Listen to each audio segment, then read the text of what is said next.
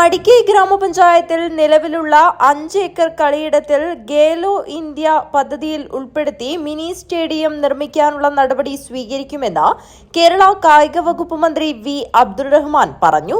മടിക്കൈ പഞ്ചായത്തിന്റെ പ്രസിഡന്റ് ഒരു കാര്യം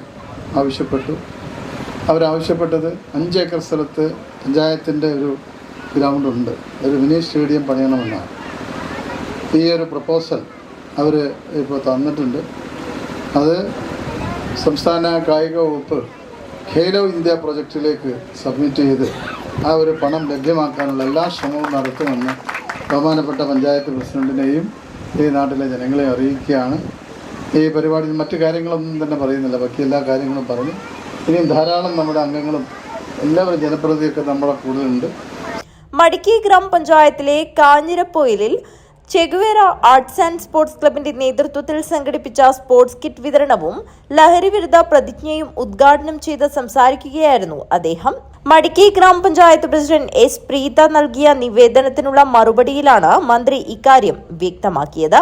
കൂടാതെ ജില്ലാ പഞ്ചായത്ത് പ്രസിഡന്റ് സമർപ്പിച്ച നിവേദനത്തിനും അനുകൂല സമീപനം സ്വീകരിച്ച് കളിസ്ഥലങ്ങൾ യാഥാർത്ഥ്യമാക്കാനുള്ള നടപടി സ്വീകരിക്കുമെന്ന് മന്ത്രി പറഞ്ഞു.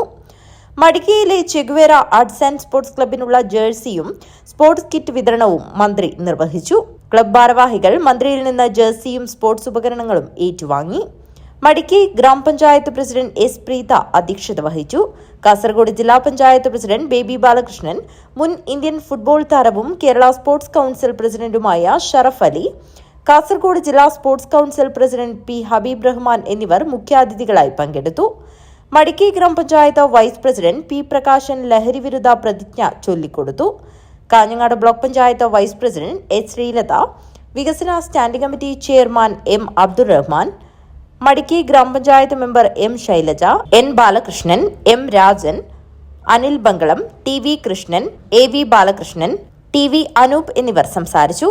സംഘാടക സമിതി ചെയർമാൻ പി വിജയൻ സ്വാഗതവും കൺവീനർ എം മുകേഷ് നന്ദിയും പറഞ്ഞു.